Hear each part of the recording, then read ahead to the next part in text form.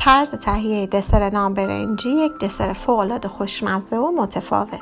مواد لازم: آرد برنج 2 پیمانه، آب 2.5 پیمانه، نمک 1 قاشق چایخوری، مواد لازم برای شربت: شکر 1 پیمانه، آب 200 میلی لیتر، عسل 1/2 قاشق غذاخوری. روی حرارت بالا در یک قابلمه 2.5 پیمانه آب رو اضافه بکنید و اجازه بدین آب به جوش بیاد. بعد از جوش اومدن نمک رو اضافه بکنید و مخلوط کنید.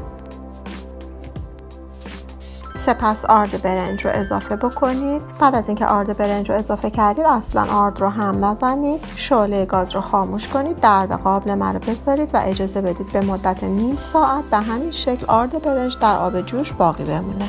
پس از نیم ساعت آرد برنج رو با آب مخلوط بکنید در قابلمه و قابلمه رو کنار بگذارید تا کاملا مواد خنک بشه.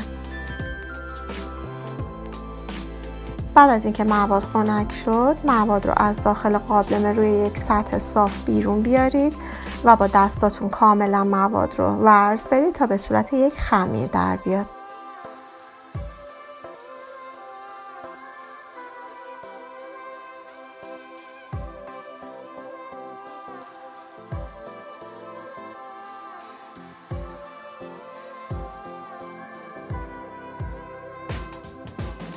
سپس خمیر رو به 2 قسمت تقسیم بکنید و کنار بگذارید. روی سطح صاف رو با قلم کاملا چرب بکنید. یک قسمت از خمیر رو دوباره به 3 قسمت مساوی تقسیم بکنید. هر قسمت رو با دستاتون کاملا به شکل گلوله صاف در بیارید.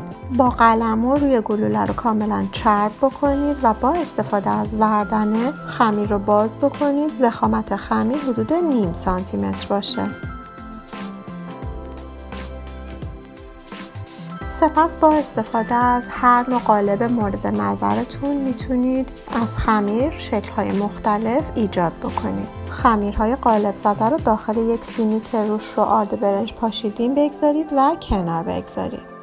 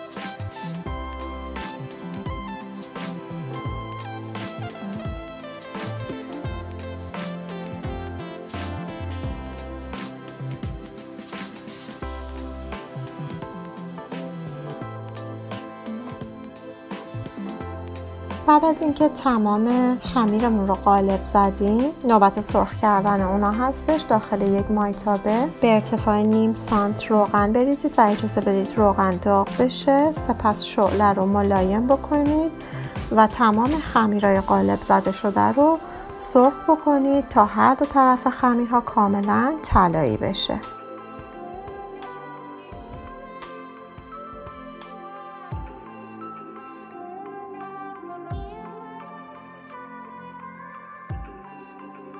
بعد از اینکه خمیرهامون کاملا طلایی شدن، اونا رو روی دستمال کاغذی حوله‌ای برداشته و کنار بگذارید. برای آماده کردن شربت روی حرارت بالا در یک قابلمه کوچیک شکر رو اضافه کنید، آب رو اضافه بکنید و اجازه بدید که مواد به جوش بیاد.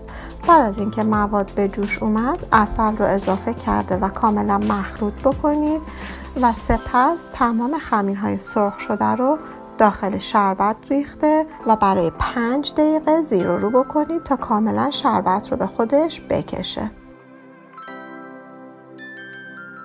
سپس خمیرها رو داخل دستمال کاغذی حوله‌ای برداشته و سرو کنید.